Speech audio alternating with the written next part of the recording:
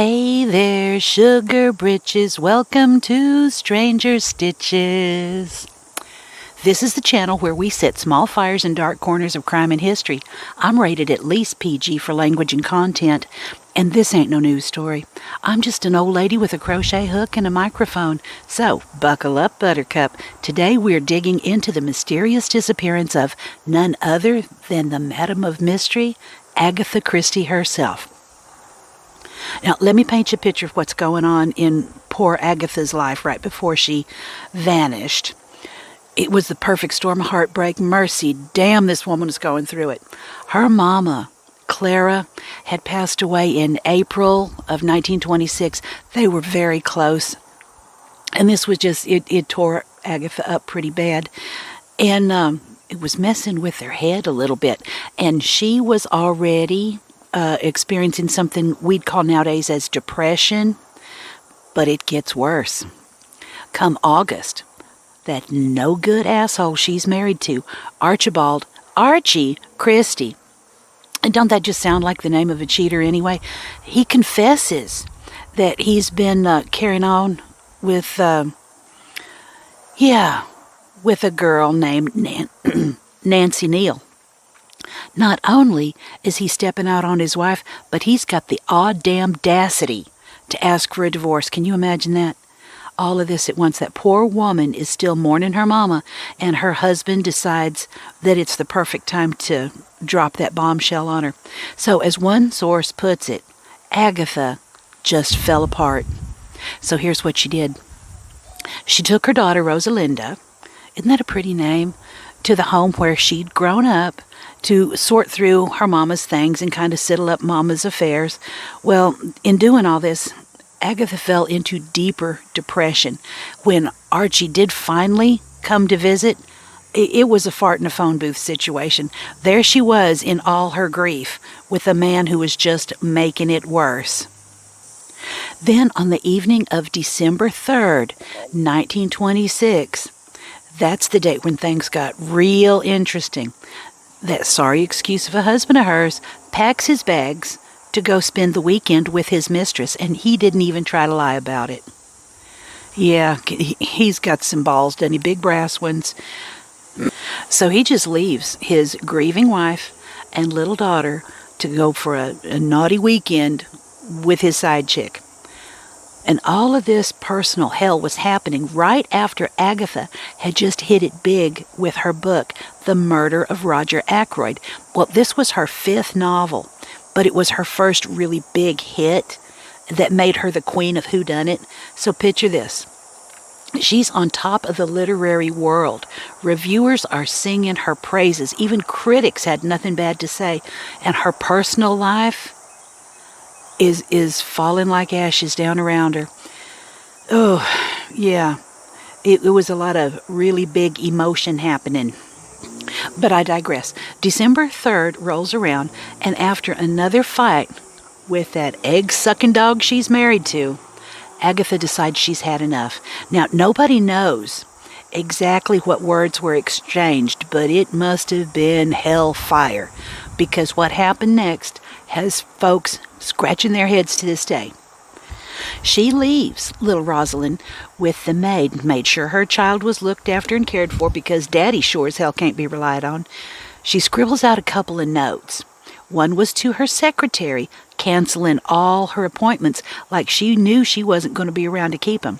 The other note, well, that one was for Archie, and wouldn't you know it, nobody ever found out what the hell she wrote on that one. Could have been the biggest kiss my ass we'd ever heard. But nobody knows, and honestly, good for her if it was. Witnesses said she was visibly upset. Well, no shit, Sherlock. When she climbed into her Morris Cowley car with nothing but a small travel bag and wearing a fur coat. Then she went out in the night, driving Lord knows where, tears streaming down her face, or maybe not. Maybe a big smile. Yeah, one will never know where her head was at this point. The next morning, on December 4th, some folks found her abandoned car at a place called Newlands Corner. That's in Surrey in the UK. And it was a sight. The thing was halfway down a grassy slope, well off the main road, with its bonnet, or like we say here, with the hood buried in some bushes, like it'd gotten out of control. The headlights were still on. And I don't know about the battery technology of the day, but I can't imagine that they had been on all night. But inside the car, they found her fur coat and a suitcase full of clothes. And get this, an expired driver's license. Now, things get real interesting. Some fella named McAllister said that he helped a woman fit in Agatha's description start her car around 6:20 that morning. Said she was sparsely dressed and strange in her manner. So start her car? Well, it couldn't have been the car she left in, could it? Because that one was found down a ditch. But, yeah, maybe her getaway car is the one that wouldn't start. But that's just me with an idea. But still makes me wonder what the hell happened between the time she left home and then when that car was found out in the bushes. Well, 11 days. 11 whole days.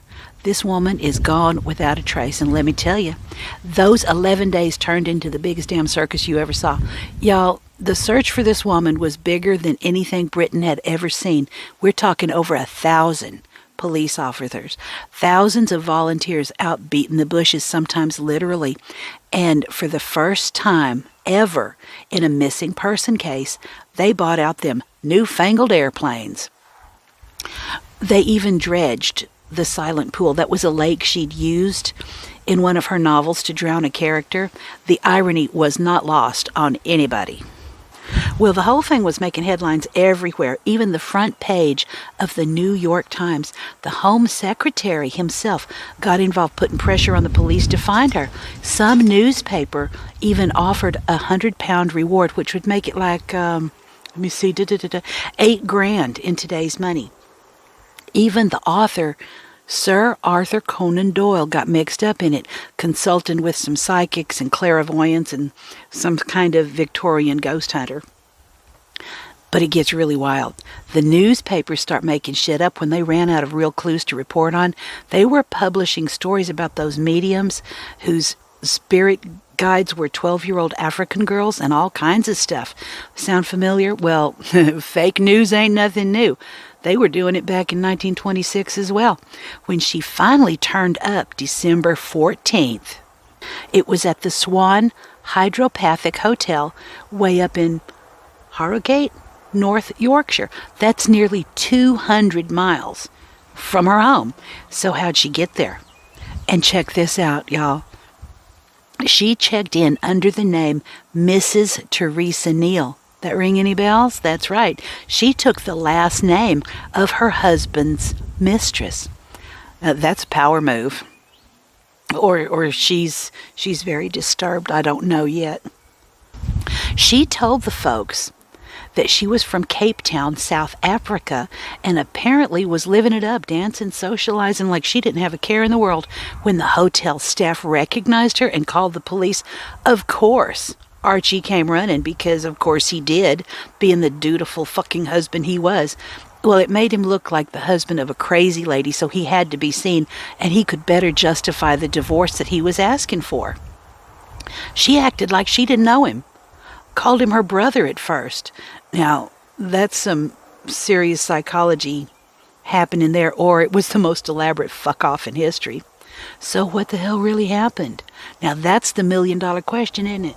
Folks have been chewing on that mystery for damn near a century, and there's still no definitive answer. But let me break down some theories for you. Theory number 1. She done lost her damn mind, and that's a medical term. Most doctors and experts think Agatha suffered what they call a dissociative fugue. Basically, her brain just said nope to all that trauma and disconnected. When your mama's dying, your husband's cheating, all that stress is piling up. Sometimes the mind just can't take it anymore and goes into a protective mode. She might have genuinely had no idea who she was or what she was doing for those 11 days. Her doctors at the time backed up that theory. Agatha herself had very little to say about it. Little recollection is all they heard. Theory number 2. Revenge is a dish best served cold. Now, this is theory that's got some sass to it. Maybe Agatha wasn't as confused as she let on. Maybe she orchestrated this whole damn thing to put the little fear of God into that cheating Archie and get a little payback. Now think about it. She checks into a hotel using his mistress's name. The police are shadowing Archie like he's a murder suspect, and she's up in Yorkshire having a grand old time while everybody's losing their minds looking for her. One biographer said she probably took endless delight in the fact that the police, Archie couldn't go anywhere because they suspected him of murdering her. I'm sure that was a little tongue-in-cheek for her if that was true. Theory number 3, it was all for show. Some cynical folks think it was a publicity stunt to boost the book sales, but that didn't make much sense. It was already a success. Pulling a stunt like that would have ruined her reputation and landed her in some legal hot water. Plus, it put her little girl through hell, and I don't think she would do that on purpose, but like I said, we just don't know. Well, a thing that kind of gets me, Agatha Christie, the woman who made her life spilling secrets and unraveling mysteries, took this one to the grave. She never talked about those 11 days, not once. When she wrote her autobiography, she left the whole episode out, like it never happened. Her and Archibald the asshat did finally get divorced, which is good riddance to bad rubbish, if you ask me. She went on to marry an archaeologist named Max Mallowan in 1930, and by all accounts, they was happy as can be. Archie did marry that precious little side chick, and supposedly they went on to live happily ever after, too. But those 11 days, they remain shrouded in enigma. Silly me. Shrouded in enigma. In Wine's defense, I could mispronounce things on my own. And they continue to baffle people to this day. And you know what? Maybe that's exactly how the Queen of Mystery would have wanted it. She spent her whole career creating puzzles for folks to solve. So maybe her greatest mystery was her own. So there you have it, sugar. The case of Agatha Christie's disappearance, a real-life whodunit that's got a lot of twists and turns and a lot of conspiracy theories. Whether she lost her mind, plotted her revenge, or just needed a break, one thing is for certain. She sure knew how to keep folks guessing, even about her own story. Well, that's it for this episode. Y'all have a good day. I'll talk to you soon.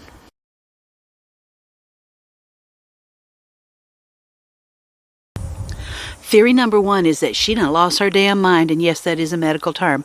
Most doctors and experts think Agatha suffered what they call a dissociative fugue. Basically, her brain said, nope, no thank you, to all that trauma, and then just disconnected. When your mama dies and your husband's cheating and all that stress is piling up, sometimes the mind just can't take it anymore and goes into a protective mode. She might have genuinely had no idea who she was or what she was doing during those 11 days. Her doctors at the time backed up this theory. Agatha herself later said she had little recollection of the events, and that was all she ever said, just those few words. Theory number 2, revenge is a dish best served cold. Now, this theory's got some sass to it. Maybe Agatha wasn't as confused as she let on. Maybe she orchestrated this whole damn thing to scare the hell out of cheating Archie. Yeah, and she did a real good job. She was getting her payback. Think about it. She checks into a hotel using his mistress's name, or last name anyway. The police are shadowing Archie like he's the murder suspect. Because don't they always look at the cheating husband? And she's up in Yorkshire having a grand old time while everyone is losing their minds looking for her. One biographer said she probably took endless delight in the fact that the police were shadowing Archie and he couldn't go anywhere because they suspected him of her murder. Theory number 3. it was all for show. And I really kind of doubt this one, but let's hear them out anyway. Some cynical folks think it was a publicity stunt to boost book sales, but that don't make much sense to me. She was already successful and the book was already out there, and pulling a stunt like that would have ruined her reputation and landed her in some legal hot water. Plus, it put her little girl through hell. What, Mama would do that on purpose? Well, I guess some of them would, but again, that is the theory that takes little credibility with me. In the aftermath, those secrets are taken to the grave. Here's what really gets me. Agatha Christie, the woman who made a living spilling secrets and unraveling mysteries, took this to her grave. She never talked about those 11 days, not once. When she wrote her autobiography, she left that episode completely out, like it never happened. She and her Archibald asshat did get divorced, which was good riddance to bad rubbish, if you ask me. She went on to marry an archaeologist named Max Mallowan in 1930, and by all accounts, they were happy. Happy married for a long time. Archie did marry the side piece, Nancy, and they supposedly lived happily ever after, too. But those 11 days remain shrouded in enigma and continue to baffle people to this day. And you know what? Maybe that's exactly how the Queen of Mystery would have wanted. She spent her whole career creating puzzles for people to solve. So maybe her greatest mystery was her own damn self. So there you have it, Shug. The case of Agatha Christie's disappearance. A real-life whodunit that's got a lot of twists, a lot of theories, and a lot of conspiracies. Whether she lost her mind, plotted revenge, or just needed to get away, one thing is for certain.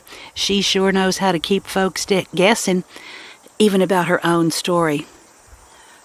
That's me for this time. I'll talk to you soon. Love you, bye.